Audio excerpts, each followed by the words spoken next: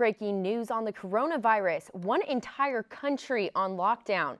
And a rape reported on the OU campus. Plus, there's a threat for severe weather this week. This is OU Nightly.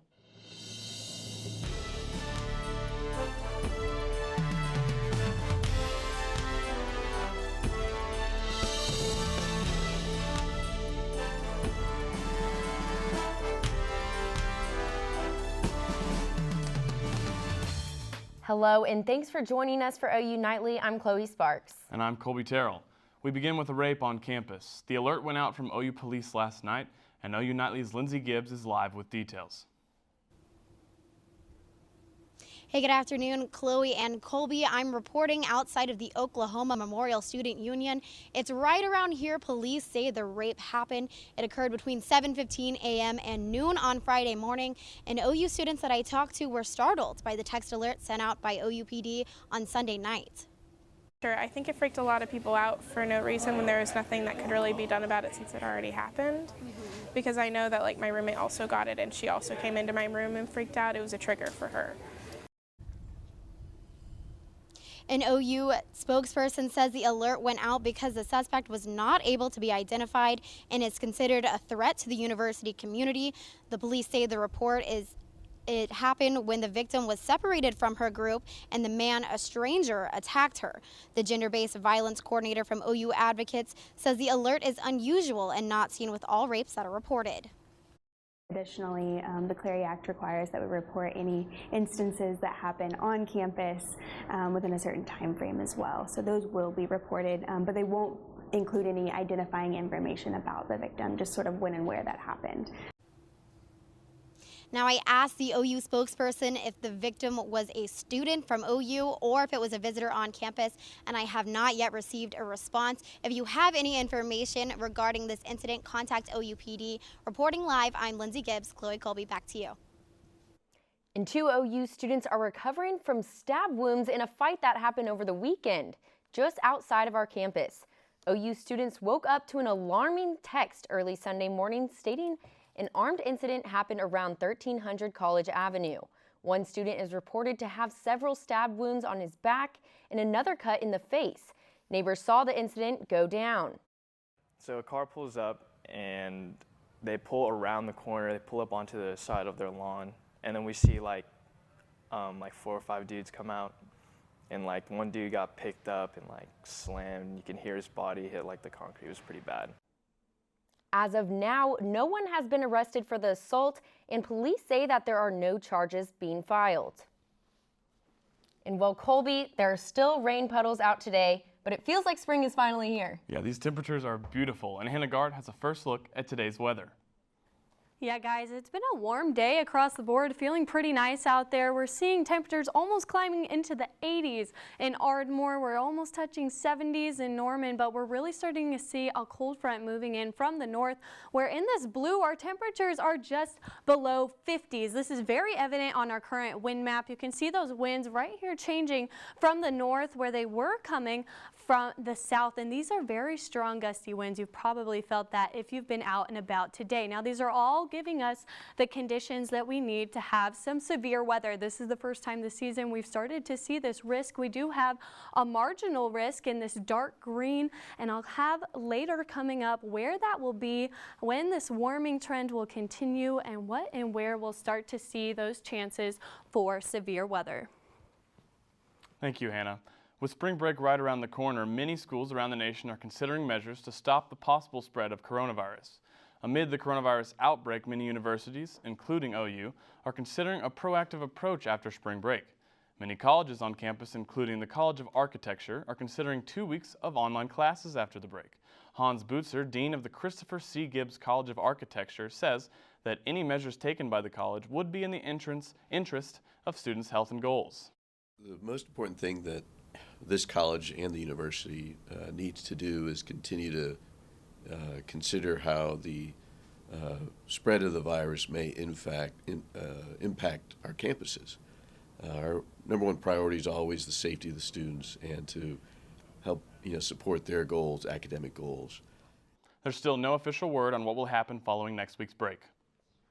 And while the coronavirus is impacting post-spring break activities, it is also affecting the spring break plans on OU's campus. The National Press Photographer Association's video workshop has been doing an annual week-long workshop on this campus since 1960. But due to travel restrictions on both faculty and participants, organizers were forced to postpone this year's event. The workshop attracts photographers and videographers from around the world. NPPA says it will reschedule the event likely this summer. The virus is causing significant quarantines around the world, and breaking this afternoon, the entire country of Italy is now on lockdown due to the virus. Abbi Bennett joins us with the latest from the news. Kolby, the entire country of Italy is now locked down. Italy's prime minister has said travel restrictions are being imposed nationwide to try and stop the spread of the virus. The restrictions will take effect tomorrow, and those in northern Italy will last until April 3rd. Italy has the most infected citizens in Europe, with numbers jumping from 1,200 to almost 6,000 people infected and 230 deaths. Italy's prime minister has announced the closure of schools, gyms, museums, and other venues across the whole country. Those who break the quarantine could face up to 3 months in jail. And now the latest on the Princess cruise ship off the coast of California, where 3,500 people were quarantined after an outbreak of the coronavirus. The LA Times reports at least 21 people on board are infected. The ship has been kept at sea while the U.S. government tried to decide the safest way to allow passengers to disembark the ship. The Princess will be allowed to dock in Oakland, and passengers can get off but will be quarantined. And Atlanta area schools are closing after a teacher tested positive for the coronavirus. The teacher felt sick at work Friday and was transported from the school's campus to a hospital. The teacher's test results came back positive this morning. The school district closed all facilities to assess the level of risk posed to students and create an opportunity to sanitize the schools. Also breaking late this afternoon, at least 4 members of Congress are self-quarantined after they say they were exposed to someone with coronavirus. One of those members say he shook hands with President Trump recently, and another says he rode on Air Force One. Back to you guys. Thank you, Abby. And we have the coronavirus also to blame for a historic collapse at the New York Stock Exchange today. Tori King has the latest in Money Matters. The New York Stock Exchange halted its trading today after a tumultuous morning. The Dow dropped more than 1,800 points. The S&P 500 plummeted 7% at its opening, prompting the temporary halt. This comes after the third largest drop in history just last week. Experts say the growing coronavirus pandemic and the oil market implosion are the causes of the drop. The coronavirus is spreading rapidly, and investors are getting anxious about the large amounts of confirmed cases. And as for the oil market concern, the failed alliance between OPEC and Russia created the worst one-day crash in crude oil prices in nearly 30 years, directly impacting Oklahoma oil companies. U.S. crude oil prices plunged nearly 24%, and closed around $33 a barrel. And airlines are offering refunds to those travelers concerned about the number of coronaviruses around the world. If you've booked a trip but are now wanting to cancel it, you might have trouble getting a refund. Not all airlines are offering refunds to concerned travelers. However, some hotels in affected areas are offering free cancellations. But it's best to ask about the refund policy. And we do know that many cruise ship companies are willing to give vouchers to worried travelers upon request. Something to think about as spring break approaches. Back to you guys at the desk. And the stock market is taking huge hits on the wake of the coronavirus, but some students are taking advantage of the differences in the investment sector. Plus, the next round of presidential primary elections are tomorrow. Up next on OU Nightly.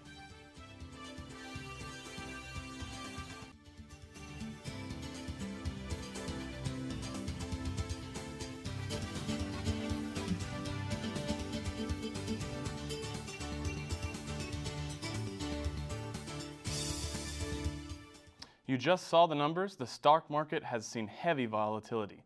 OU Nightly's Gabriel Castillo tells us how some OU students are taking advantage of this opportunity.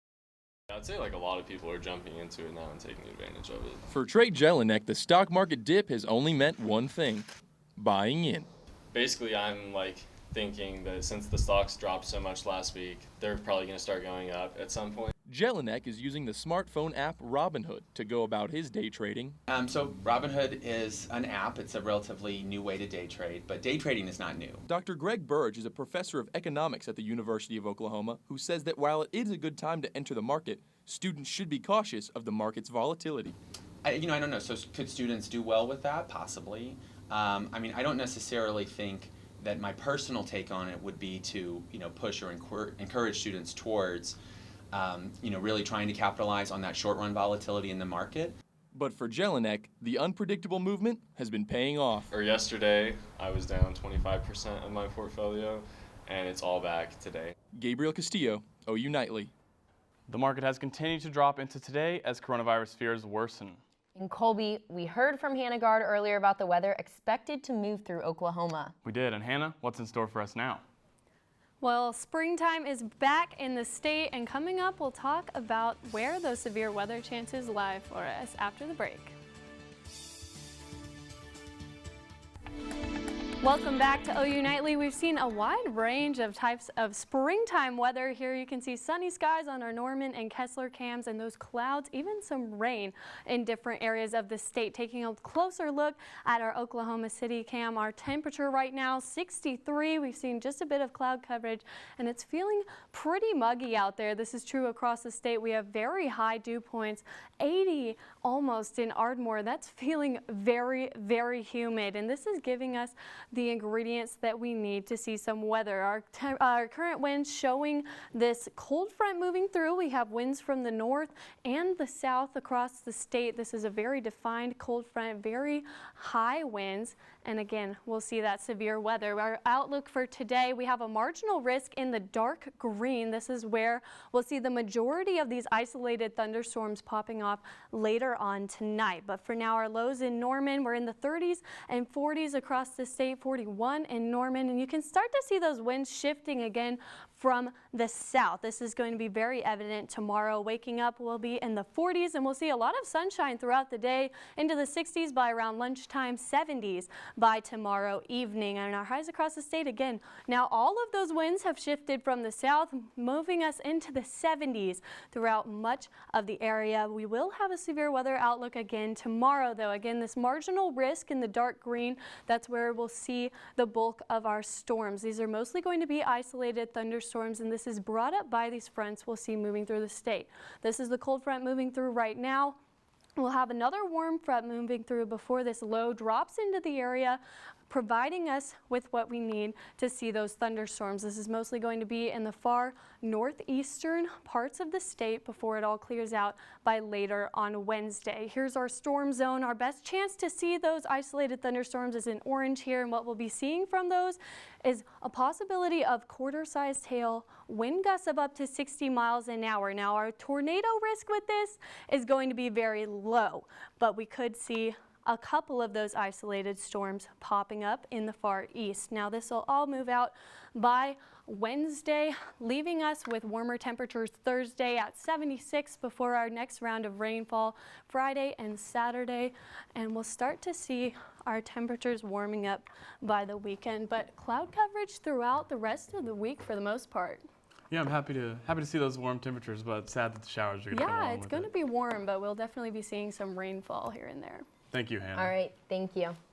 And 6 states are up for grabs tomorrow in the next round of the presidential primary elections.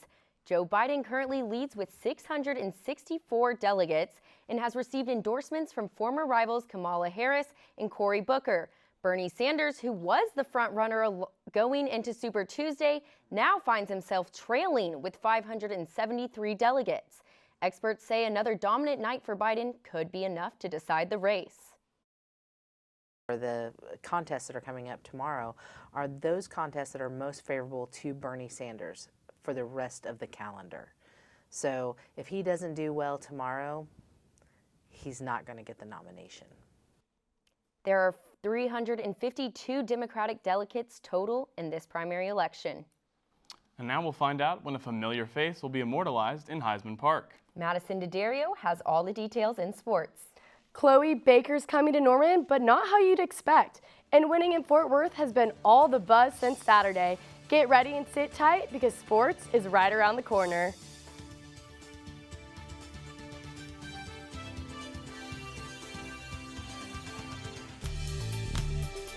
Welcome back to OU Nightly. I'm Madison Daddario, and let's get into sports.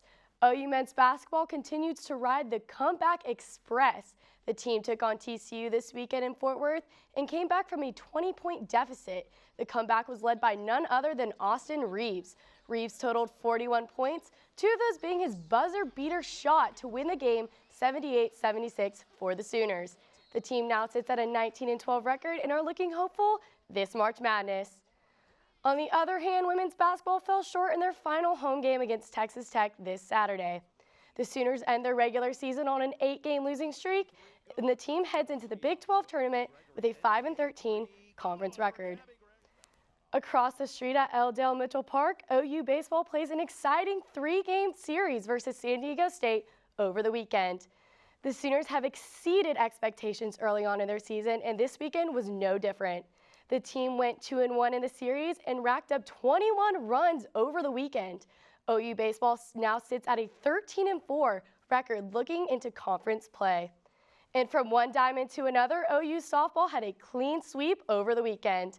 Even run-rolling ranked opponent Utah on Saturday, which featured 3 homers from 3 different Sooners.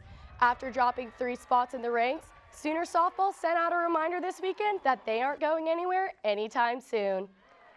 Women's gym celebrated senior night in their typical fashion with, of course, a win. Seniors Maggie Nichols, Jade Degovea, and Bree Showers were honored this Saturday as the Sooners took on 5th-ranked Michigan. And it's not an OU meet without a perfect 10, and who better to receive that than Maggie Nichols. Nichols competed at the LNC for the last time with a perfect vault and all-around stellar performance.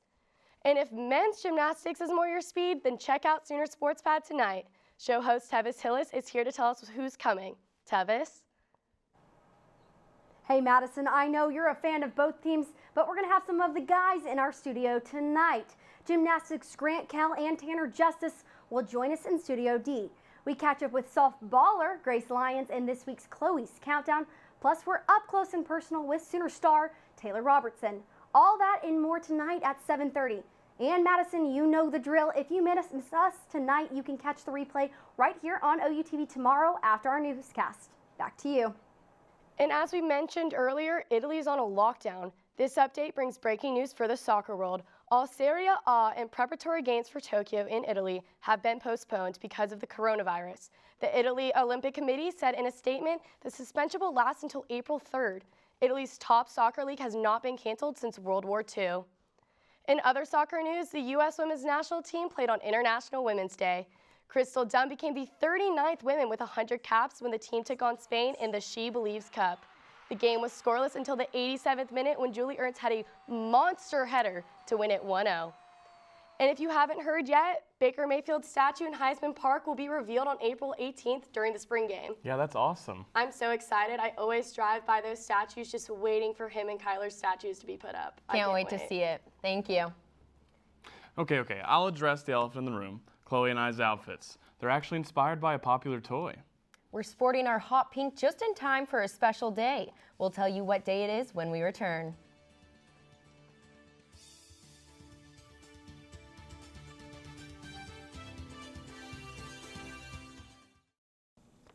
I'm Tyler Deluca at the OU Nightly Update Desk. 2 civil rights groups here in Oklahoma intend to sue the state if a bill that prohibits state contracts with companies that boycott Israel is passed by legislature. The bill's author, Republican Representative Mark McBride, says the bill takes into consideration the importance of maintaining Israel as an ally.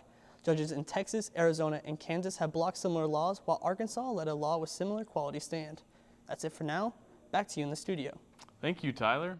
And happy birthday to Barbie. Aw, thanks, Ken. Well, while we may be dressed like Barbie and Ken, I was referring to Barbara Millicent Roberts, the original Barbie.